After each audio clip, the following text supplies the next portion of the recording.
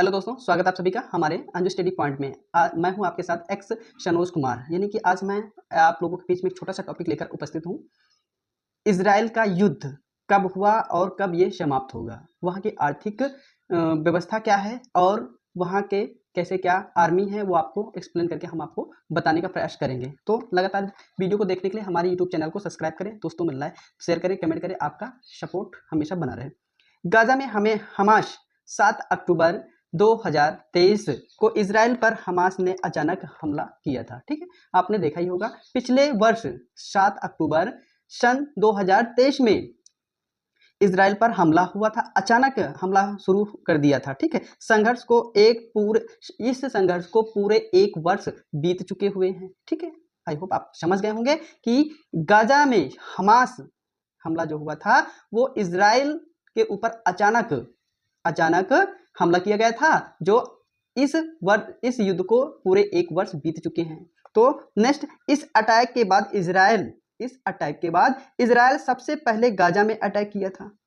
यानी कि हमास में जब अटैक हुआ था उसके बाद जब मुंह तोड़ जवाब देने की बारी आई तो इजराइल ने सबसे पहले गाजा में अटैक किया था। ठीक है, जो आज तक यह युद्ध छिड़ा हुआ है। नेक्स्ट पॉइंट है, आपको हम समझाने का प्रयास कर रहे हैं। इजरायली हवाई हमले हवास में बुनियादी ढांचे को लगातार निशाना बना रहे। इजरायली जो आर्मी है वो लगातार हवाई हमले हमास के हवाई हमले के बुनियादी को लगातार निशाना बना रहा है। ठीक है दोस्तों, नेक्स्ट पॉइंट है, आखिर इजराइल और फिलिस्तीन का युद्ध कब खत्म होगा। यानी कि आखिर यह युद्ध कब तक फिलिस्तीनी और इजराइल का युद्ध खत्म होगा, विराम लेगा। तो हम बताने का प्रयास करेंगे आप लोगों को। जब वहां पे इजराइल पर हमास के हमले के बाद फिलिस्तीनी और इजराइल के बीच युद्ध छिड़ गया था, दोनों तरफ से राफेल दागे गए थे।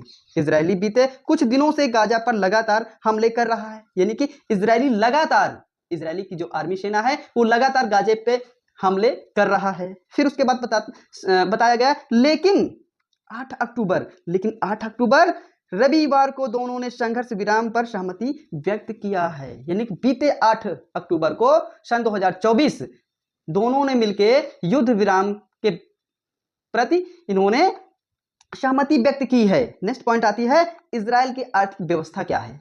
आखिर इजराइल की आर्थिक व्यवस्था क्या है।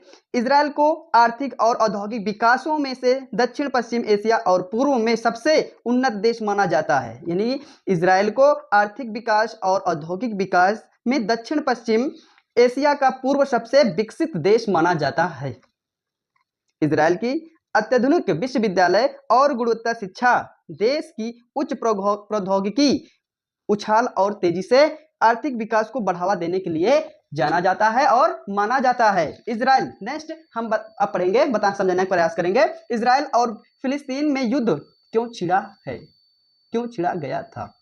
इजराइल और फिलिस्तीनी संघर्ष की नींव सन 1917 को रखी गई थी, जब तत्कालीन ब्रिटिश विदेश सचिव आर्थर जेम्स बल्फोर ने घोषणा के तहत फिलिस्तीनी में यहूदियों के लिए नेशनल होम ब्रिटेन का अधिकारक समर्थन व्यक्त किया था। यानी कि आई होप आप समझ गए होंगे कि फिलिस्तीनी और इजराइल के बीच युद्ध की जो नींव रखी गई थी वो सन 1917 में रखी गई थी। और किस लिए, जब हमारे ब्रिटिश विदेश सचिव आर्थर जेम्स बल्फोर ने फिलिस्तीनियों के लिए नेशनल होम का ऐलान किया था, नेशनल होम के ब्रिटेन का अधिकारक समर्थन व्यक्त किया था। ये युद्ध तब से छिड़ा हुआ था।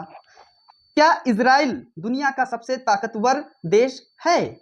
तो आपका आंसर होगा, अगर हम देखें तो इजरायली की सेना को ग्लोबल फायर पावर इंडेक्स की रिपोर्ट के मुताबिक या उसके हिसाब, यानी कि इजरायली आर्मी दुनिया की 20वीं सबसे ताकतवर आर्मी मानी जाती है। आई होप दोस्तों आप लोगों को यह टॉपिक समझ में आया होगा। आशा करता हूं कि आप हमारे इस YouTube चैनल को